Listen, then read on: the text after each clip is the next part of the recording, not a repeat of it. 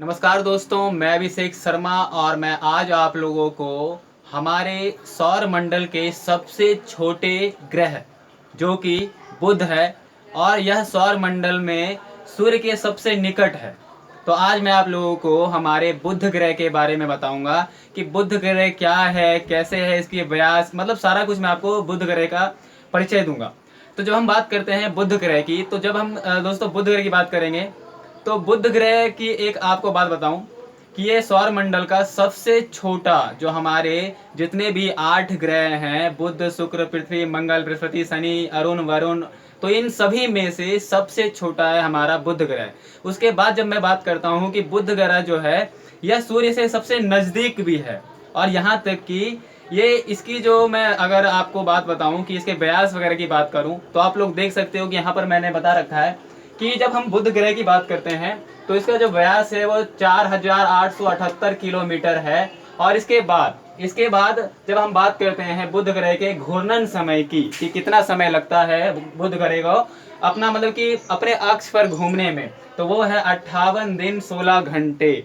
और यहाँ तक कि जब हम इसके परिक्रमण गति व समय की बात करते हैं तो दोस्तों मैं आपको बता दूं कि ये जो परिक्रमण करता है सूर्य का, तो उसमें लगभग इसको 87.97 दिन, लगभग 88 दिन लगता है इसको एक चक्कर पूरा करने में सूर्य का। लेकिन यहाँ पर मैं आपको बताऊंगा कि जब हम सूर्य के बुध के जब सूर्य की परिक्रमण चाल की या गति की बात करते हैं तो वो 48 किलोमीटर प्रति सेकंड है। जी हाँ दोस्तों, आप सोच नहीं सकते हो कि 48 किलोमीटर प्रति सेकंड, सोचो जरा कि ये तो एक गोली के, मतलब एक बुलेट के रफ्तार से भी ज्यादा है। क्योंकि आप लोग देखते होगे कि मात्र मतलब लगभग ये 48 से 50 किलोमीटर एक सेकंड में दूरी सफर मतलब तय कर लेती है।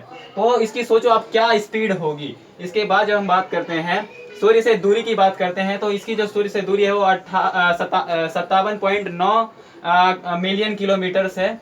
उसके बाद हम बात करेंगे इसके सतह की तापमान की। दोस्तों जब हम इसके सतह की तापमान की बात करते हैं तो मैं आपको बता दूं कि यहाँ पर किसी भी प्रकार का जो बुध ग्रह है, बुध ग्रह के पास किसी भी प्रकार का वायुमंडल या मतलब वायुमंडल नहीं है। तो इस कारण क्या होता है कि दिन के समय यहाँ पर जो सूर्य का तापमान है यह लगभग 450 डिग्री प्लस हो जाती है, और रात के समय यहाँ लगभग यहाँ मतलब कि माइनस में चली जाती है। और यहाँ पर इतना, मतलब कि रात के समय इतना ठंडा होगा ना यहाँ कि यहाँ पानी तक, मतलब बर्फ जमने लायक ठंड होती है। और उसके बाद जब दिन में बात करते हैं तो दिन में इतना कि बिल्कुल पूरा शरीर जला देने वाली गर्मी होगी, उससे भी ज्यादा। तो आप देख सकते हो यहाँ पर मैंने लिख रखा है 180 डिग्री, तो ये सेल्सियस, ये तो रात के समय होता है। और जब हम बात करें दिन के समय की तो दिन में है 430 डिग्री सेल्सियस। तो इसके बाद हम बात करते हैं कि ये सौर मंडल का सबसे छोटा ग्रह है और इसके पास किसी भी, मतलब इसके पास उपग्रह है नहीं। अब दोस्तों मैं इसकी संरचना की बात करूंगा। जहां पर आप देख रहे हो इस डायग्राम में मैंने बना रखा है कि जो बुध ग्रह है इसकी संरचना क्या है और कैसे है।